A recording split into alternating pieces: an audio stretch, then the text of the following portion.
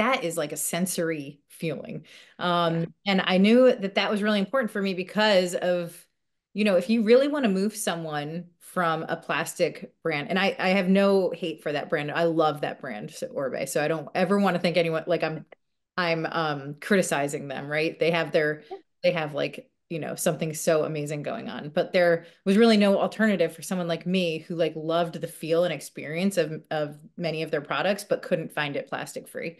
And so that's where I am. Like I'm a mother of two, and I can see the writing on the wall of how, the accumulation of plastic on the planet. But not just that, like the disruption of hormones and endocrine systems, and not only of humans, but of like animal life. Like there's so much going on besides just accumulation of plastic. It's all the other like seeping into your products. If you're ready to create a salon business that thrives, but also aligns with your values of clean, holistic, and sustainable practices, then you're in the right place. Whether you're just getting started on your journey or you're already running a successful salon but crave more impact and clarity, this podcast is for you. I'm going to dive deep into mindset, systems, and strategies that help salon owners like you grow and scale your business while staying true to your purpose. Every week, we are going to have real conversations about the challenges, the successes of running a holistic salon. And I'll give you my insider tips. So if you're ready to transform your salon into a powerhouse of purpose, profit, and peace, let's get started. Hello, everyone, and welcome back to the Impactful Salon Owners Podcast. I'm your hostess, Jacqueline Rodriguez, and today I have a very special guest, Kate with Dip Sustainable Hair Care. I almost said dip already because that's one of your taglines too, right? Well, welcome back to the podcast. I always love our conversations. Thank you. Thank you for having me. It's always very cool to be invited here. Thank you. Well, you have been doing so much since the last time you were on the show, and I can't wait to dive into all of that. But for those of, our listeners who maybe don't know who you are, tell us a little bit about who you are and your brand. Sure. My name is Kate Assaraf. I've been in beauty for about 2 decades, on the product development and marketing side, mostly in the background because I'm a little bit shy. But I saw that there was a problem in the world with, obviously plastic is one thing, but the other piece of it is that sustainable products are just notoriously synonymous for not working well and being really expensive. And so I thought, what if I could create a plastic-free shampoo and conditioner bar that actually not only saved me money, but also worked like the salon brands that I really loved. And so Dip was born. I love it. And I know that one of your biggest things was for it really to work like salon brands and some of those more luxurious salon brands, because you loved those before you had your own, right? So tell us a little bit about the idea behind it and why you formulated it the way you did. So the idea behind it was that I wanted it to be the last shampoo and conditioner bar someone would ever try, because I personally had been burned by so many brands before. I found out about the plastic crisis in 2014. I started, doing everything I could, every visible swap that I could make, I was making. And then when it came to shampoo and conditioner specifically, and then even more specifically, the conditioner bar, I was really creating more waste than I was intending to, because I would try a bar, like give it 3 washes and then abandon it. So it would have like this graveyard of these sustainable bars that I just like didn't want to touch again. And I knew that it could be done. I knew that you could make a really good conditioner bar, but there's this kind of, if you've ever been in a product development marketing meeting, they create this like avatar of who a product is for. And when these marketing people at these meetings, I know because I've just been in so many of them at this point, but like they sit, and how they describe a sustainable person is so specific and a little bit offensive, right? And I perceive myself as a sustainable person that's trying to just reduce plastic and make healthier choices for my family is so far from the avatar that marketers create. And so, they say you should never make products for yourself. as like right? Or like a product development person, but I did. I wanted to make products for myself because I knew there were more me's that live in the middle of sustainability than there were like super I don't want to say it in like a negative way, but people that are so draw such hard lines in the sand about every ingredient, every piece, Mhm. where they're just showering with like apple cider vinegar and like coconut oil. Like I'm not that person. I never will be that person. Yeah, I me love neither. the feeling of luxury hair care. And so yeah, when it came to making dip, I made some choices that wouldn't that a marketing executive wouldn't make specifically for this avatar of eco-friendly. My Mhm. avatar was like, hey, I'm someone just trying to get by in the world that loves having great hair. Like I'll choose great hair over great clothes any day. And so and so that's kind of that's one of the main pillars behind just the product development of dip. And when it came to like really the nitty gritty of formulation, I was like, it's really no good for a family because in my head I think families always um Mhm. you know, it's no good for someone having to buy a bunch of bars for their shower that are like different hair types, right? Yeah. Because it's really impossible to store all of those things and keep them identifiable. I mean, you could with colors and dyes and micas and all these things, but like I wanted one family to just have to invest in one set of bars and that was it. Like it would work for the curly head person, like the fine hair person. It would work for the kids' tangly curls, like literally everything. Yeah, and I think something you said there was like that whole avatar. And I know this because I'm a very sustainable, clean beauty. I mean, I focus a lot on that, Yeah. but I'm not your traditional and what they usually say, and my family, because my family knows me well enough. So in my family, they're like, "You're so granola, such a hippie." I'm like, I'm really not.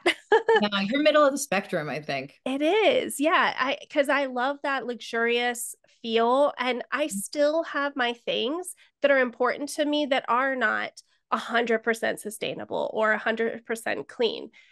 But I make conscious choices every single time I go to buy something. Me too.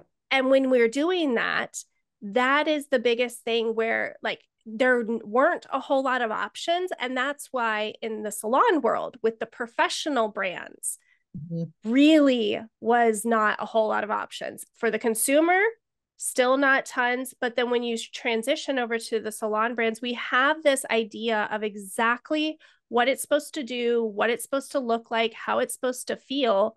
And that's what I love about your bars. Can you tell us what the difference is there for salon professionals? For salon professionals, there's a few different things. One of the things is that I really did track them to not only smell like traditional salon um hair care, but I also the performance was so important. So dip is sold in like black owned salons for type 4 hair and curls, like type 3 and 4 hair curls. It's sold in celebrity salons and it's also sold in eco-friendly salons. And the reason is because I obsessed over making it um have the experience of luxury hair care. Even though, I'm very open with it. Like bars are not luxury, right? Like they're just not like the experience, unless you have like the holder and the thing that keeps them like non-icky and all that stuff. They're not luxury. So you have to be damn well sure that they perform well to get people sold on this idea. And the other piece is like making you like obviously save a lot of money. So the one large conditioner bar that we sell is $32. I made sure with like, a million half head tests, like Oribe versus Dip, Pureology versus Dip, Kevin Murphy versus Dip, like um, literally everything I get my hands on, I made sure that the blow dry, the dry down, the air dry on all different hair types like worked. And so I wanted to be able to confidently present it to someone in the hair industry and then them being like, okay, I'm surprised. It works, you know? Yeah. Um, and I the was pretty surprised. yeah, and that's actually the best thing is you undersell and over deliver, right? Like you're Mm-hmm. like, hey, maybe you should try this bar, like see if you like it. And more often than not, I'm happy to send it to salon owners for free. And then more often than not, they stock it right after they try it. Um, Or and for it to be like salon compatible, we have minis. And what a lot of salons do that I think is interesting is they ask a client if they want to opt into a plastic-free experience. And what they do is they use the mini, which are small, like they're like this size, so they're like small. And a client, they blend the cost of the bars into the cost of the service. And then the client gets to leave with the bars because obviously you can't share them between yeah. client and client. But what you can do is, you know, um, give it as like a takeaway for them to go with their service. And it's not a big cost on the stylist at all. Yeah, it actually, we've tested that out. We've also, in our salon, we've incorporated it into the service. And then we've also just talked about it because now, fair enough, our salon is an eco salon. So clients are already very open to the idea of a plastic free shampoo and conditioner, or we're educating them already. What I will say is, it both works both ways, right? Especially for salons who maybe are not so um, committed to the sustainability in their marketing and messaging. Mhm. Bringing that piece in and giving it in a service like that, so great, because number one, it helps your client feel amazing, take something home where they feel like they're not paying for it. Even though it's the price is in there, they're not paying for a shampoo and conditioner bar to take home with them, but they get to try something new. And a lot of our clients have really had that love with the bar because it is that middle of the road. You're getting that fragrance and the feel and the luxuriousness of Kevin Murphy and all of these other brands and Orby, but it is a cleaner brand. They're doing better with sustainability and everything. So our clients, it's this middle ground where they feel like they're still getting that smell. Like I've had so many clients grab it and say, yeah, this is the smell I want because I don't love the natural. I don't Right. love the incense smell or not incense, but essential oils smell. Yeah. So it's that middle of the road. Yeah. And I'm one of those people that like the reason I loved Orbe so much was because Tom Ford did those fragrances. They smell so beautiful when like someone's walking down the street and you can smell the sillage, right, of their hair. You hug someone that's using Orbe. Like so, you know, right now we're kind of at the beginning of this. It's a I'd say maybe 10 years is still the beginning. Like it's still the beginning of people slow rolling into change and being more aware of just plastic in general. And I don't expect anyone to make these changes quickly, right? Like, and I don't think it's fair to expect everyone to abandon everything that they've loved that's in plastic. But like I love giving that, just because I'm hair obsessed and I just love hair so much, I could look at it all day long. Like I love that this is would be someone's entry point and that is a constant reminder whenever they shower about plastic.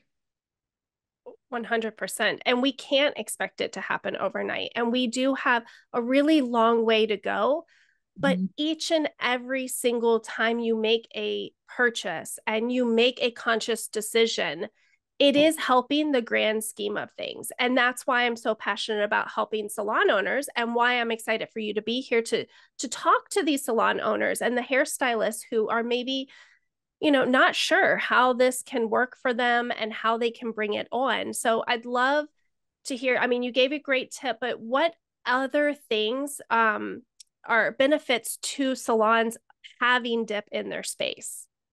So I will say one of the biggest things is we're going into a recession or we're already in one, right? Like people are choosing between, getting their hair done and groceries. We're like at that point. And so you see that all over the United States. You see that with like the voter map, like everyone's upset about the economy and rightly so, right? Because I think everyone's kind of floundering. And you don't know where to put your money anymore, and you're tired of buying sustainable stuff because so often it's junk and then it's like not returnable. You know what I mean? Um, and that's one of the reasons we have like a full return policy on our site. Like we don't make you pay restock fees. We don't make you pay anything. I'm so confident people are going to love it, and I want them to go for the bigger bars. That if someone doesn't love it, like the rare instances, like I don't want your money if you don't love it. Like I, as a business owner, I think it's like the right thing to do. But, as we go into 2025, when people are making these choices, like, am I going to get, you know, am I going to keep investing in something in an expensive salon bottled brand, or am I going to keep investing in, these fast to consume products? I think the answer is going to be no, and they're going to be looking for substitutes. And so I know that dip lasts a long time, and that was intentionally so. Sounds like the worst like business plan to like have something last a year, or the large conditioner bar can last people a year. So if you do Yep. the kind of girl math on that, it's I would have bought 12 tubes of Oribe Gold Lust in that month or in that year. So it Yeah. saves me personally over $500 just in conditioner. Huge That will savings. get someone into your chair. That kind of savings will get someone into your chair maybe twice. And that's just conditioner math, right? Like then we go into shampoo math. You're buying like, for me, I only go through 2.5 of those a year. And Mm. so that would also saves me a lot of money. So I think that when you kind of look at the at 2025 in terms of consumer opportunity cost, like these choices of where they're going to put their money, it makes more sense to have them in your chair as a stylist than it does to keep, upselling them more products. 100%. And on top of that, bringing in that piece of sustainability and being able to educate them, Mhm. whether you're already a salon who's fully committed or you're just starting to bring things on, that will help you bring that retention in. Because if you do it right, and this is why I created the academy, is to like really learn how to educate our clients about the things that we're doing. And that will help bring in repeat clients and them having talking about you. We're seeing already in the industry where clients are coming in less. Yep. They're not coming in, every 6 weeks. They're pushing it to 12 weeks, 14 weeks, 16 weeks, once or twice a year. And we've had to adjust things that way. So if we continue to look at that and think about dip and see how they will come back in to get their bars with their next service, you're helping them save money and giving them a service that is very valuable, and they will tell others. And that's, I think, the biggest part, right? Yeah, that's a huge part. And, just to piggyback off of the money saving, the dip conditioner bar also can replace like leave-in conditioners, detanglers, curl creams. Like it's kind of a multi-use product. And so, and it's for all ages and all hair types. So like if you think about someone having to just buy one Swiss Army knife product, like that's the one. Yeah. And I surf poorly, but I still love it. And it also will detangle your hair right after the pool or surfing or whatever. You can have the biggest wipeout and dip will still detangle your hair, which is nice. And it lets you like air dry and go. And I just predict in 2025, as everyone's trying to save money, they're going to go back to their natural hair color and like air dry. So I did my own kind of like grungy air dry for the call. So I was so I could show you. I kind of like this like late 90s kind of grungy dry it does for me. I But love it. but if you heat style, like it also just like is magnificent. But yeah, 2025 is going to be a weird year, I think, for salon professionals. Yeah, we've already seen the effects. It Yeah. has been a weird year for 2024. And I think things are just shifting and evolving. And that has to be the number one focus of how are you going to shift and evolve with Hmm. the industry and Yeah. with the consumers, or if you're going to just, shove your stick in the ground and try to stay, and you're going to feel it more. I think people who are ready and open for this changing platform, it's just going to be much easier on them. I think so too. And I think that, as a brand, we're going to try and make it easier for you to see if dip is good for yourself. Like, well, I'll always send a set of bar. You just need to set up a wholesale account and automatically I'll write to you myself and be like, hey, what do you want to try? Because I think, there's nothing more powerful than using something for yourself. It's like, and you also just in the current landscape of marketing, you never know whether if someone's recommending something anymore, whether it's real or not. Like, Yeah. Another thing is a brand, we've never paid anyone to say they like our products. Never. Like, and that is a little bit of a fun game for me. Because I'm often, courted by companies that's like their specialty. They get people to say they like your products, not just influencers, but like the UGC machine, like all this stuff. And Yeah. it's fun for me to honestly say no one is paid to say they like dip ever. That way, when you do search for dip on the internet or Reddit or whatever, like, that even if it's bad, like, it's true. Yeah. So, so that hopefully, incentivizes someone to look us up, but then also to want to try for themselves. Yeah. And that's how, I mean, the fact is not everybody's going to love it. Not everybody's going to hate it. You're going to have those different opinions of how it performs and all of that. I mean, that's why we have so many brands. But Totally. I will say, as a very avid salon professional, like brand only salon, like I for years wouldn't use anything else because I was burned. Yeah. I love dip. And I have the little caddy in my shower. It's so easy and it saves my color. Yep. That to me is huge because a lot of brands say color safe. Mm-hmm. I see my green coming out and, going right down the drain, and it makes me very sad. Green is so pretty. I just love Thank it. you. Thank you. This was I'm bored. Let's do something for COVID time because why not? And then it stuck, and now it's kind of become my brand. So I'm like, oh gosh, I'll never be able to So change good. again. Yeah, I've had every hair you can imagine. So I've had purple hair, pink hair, black hair, platinum blonde hair, micro braids, editorial hair. I've had my hair done for Costco, but I've also made plenty of box dye mistakes. Like I have done every hair. I just love it. And my other half, Jonathan, who's now full-time on Dip, he's also like a hair junkie. He's like his whole during high school and through college, and even now he like used to cut hair. People show up at his house in high school for to like cut their hair. And he's, even sometimes like now, 25 years later, we go back to his hometown, people want haircuts. So it's like the two of us, I don't know how the hair is not what brought us together, but I think it's what keeps us glued together. We could I talk love about that. hair all the time. But we have other things outside of the bars. Just the enzyme spray comes to mind just because it is something, it's a very weird SKU. It's an enzyme spray that's made to cleanse the scalp. So anytime you can't shower, it's like your best friend. So if you're at a festival and you're going to be there for 3 days and like the idea of showering there grosses you out, like that's one thing. But also if you feel like working out before you go to bed, you can just spray it in your hair and wake up and your hair will be clean. My sons tragically, even though we own a shower brand, like they never want to shower before school, so I can just spray it in their hair.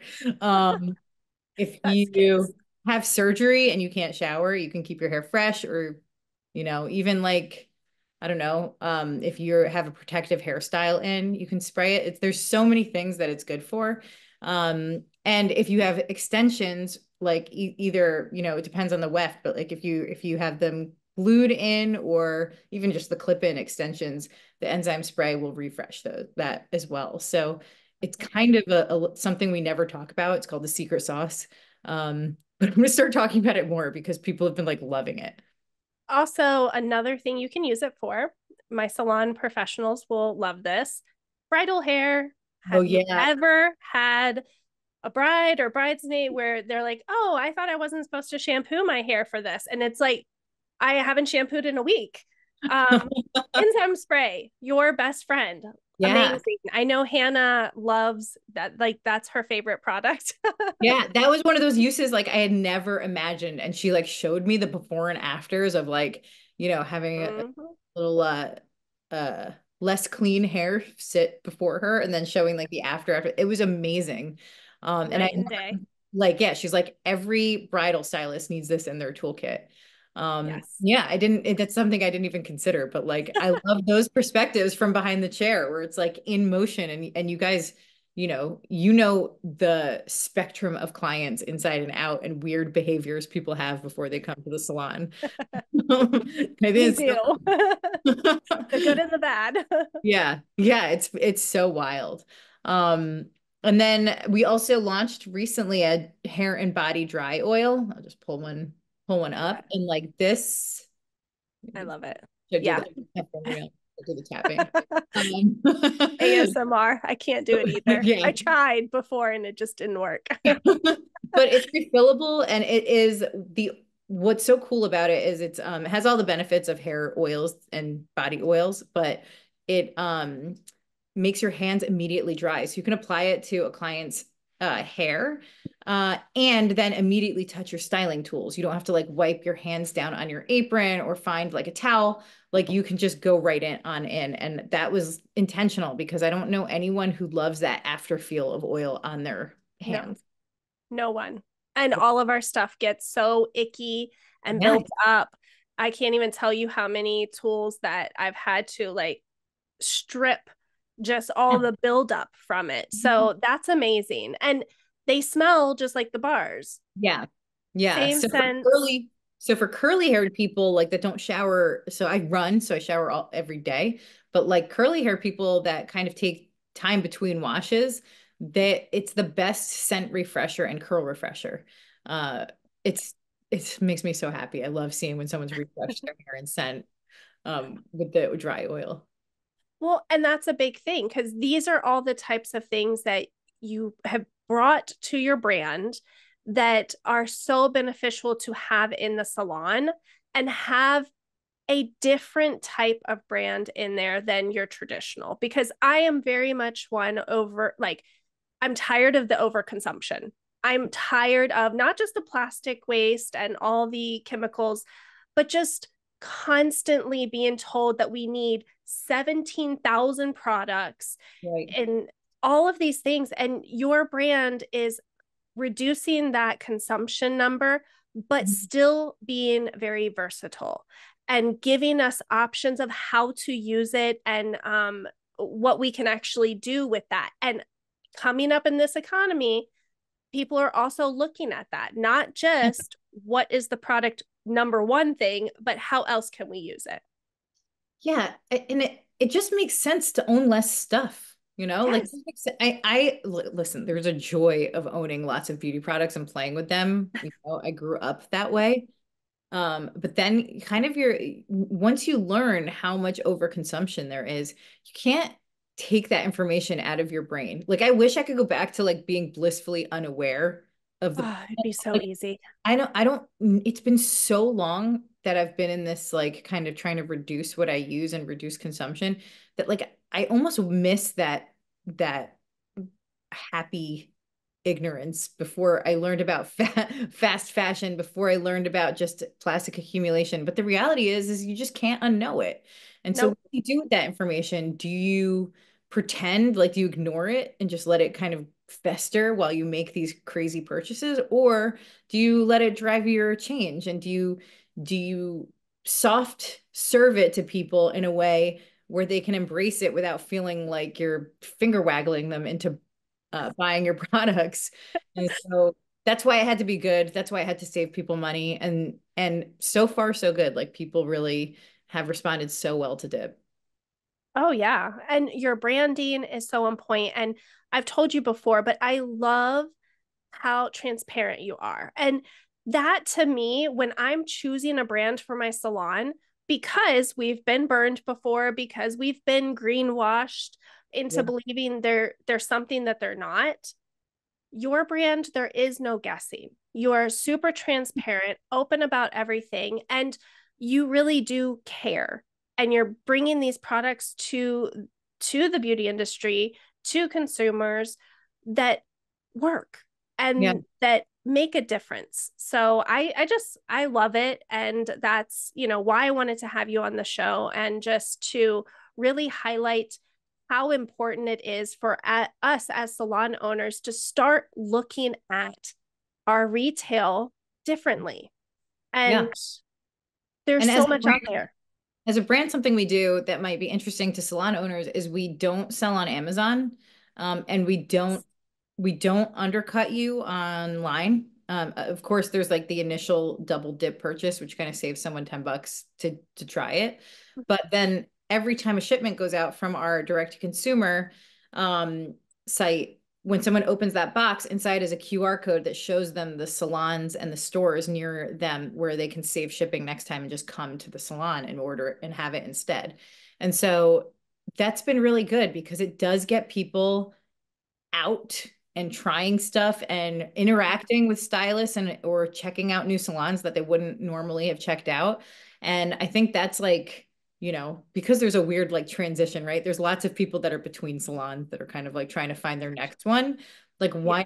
why not funnel them to someone or to a salon that values the environment and values clean beauty and carries dip? Yeah. Yeah, and that's the whole thing is we've got to start looking at our retail differently, because we're fighting with Amazon, we're fighting with everything online. And I stand firm on being able to create that experience in the salon and education, because I don't care how much you have all of Amazon, you have all of everything, you still don't get that personalized experience of your hair needs this. So the Yeah. more that you lean on that as a salon owner and you start to bring in different products that people haven't heard of before, you become the hot spot for people to like ask questions and be there. And we're always going to have them go buy something off of a shelf, or like that's just reality. Yeah. But when you have that experience, they come back to you for Right. more education. Yeah, I think somewhere along the lines we kind of like lost the plot on human to human communication and like what a business should be. And I Yeah. think people are kind of starting to get really tired of being sent to an AI chat bot or an AI quiz or like a customer service that doesn't really go to anything. Like it just goes into like this server land. And I think people want a return to face-to-face kind of transactions again. I could be totally wrong. Maybe they don't. Maybe they don't want to talk to anyone, but I certainly do. And I do see people across the board, across all different categories, like just angry when they have to return something, when they have to ask a question, when they want to know a little bit more about, I don't know, any kind of business practice or any of those things. And they're just kind of fed like a canned message. Um, Yeah. and so I think salons, I think small store owners, I think all of those places are the antidote for that. For sure. And this is a totally different episode, but I do believe in technology. I am a techie kind of girl. I love technology. I love AI. But here's the thing, it is not the end all be all. Well, it's not an excuse to ignore your customers. Yes. And you're going to have, like you said, some customers may really not want to talk to anybody. So you do have to have those pieces in your business so that you can help anyone, whatever level they're at, whether they actually want to talk to somebody or they don't. But if you rely only on AI and those chat bots, you're losing the people who actually have real questions and want to talk to somebody. And if you create that experience in the salon, Mhm. AI cannot take your job. They cannot take Totally. over. It's not going to just end, but you have to make a difference. So that, like I said, that's a whole nother episode, but it drives me crazy. Yeah, but I think just to kind of round it out is Mhm. there's this whole kind of like ghost shell of businesses, right? Like that are just not consumer friendly. And I think as a Mhm. brand, we're trying really hard to swim against that tide, right? Like we don't want to be the kind of business where someone buys something from us and then they feel abandoned. and just get marketing emails. Like, and I think that whether we're selling to a salon owner, or to like a end consumer, like both of those routes, like we want to treat people like they're human beings. And I can automate the other stuff. It's like not fun, but like the customer service to me just can't be automated. Um, it's become such a tragedy like across the board. But I do love, I don't have a lot of customers don't reach out that often, but when they do, they're so surprised. Like Yeah. salon owners, they're so surprised when I answer them back. Like, Yeah. Because it's a lost art of that communication and caring. But everything that you have done, you are very active, you're very involved, you're transparent, and your products are really amazing. And I don't say that lightly just because you're on here. I truly do mean it. I use it, it's in my shower.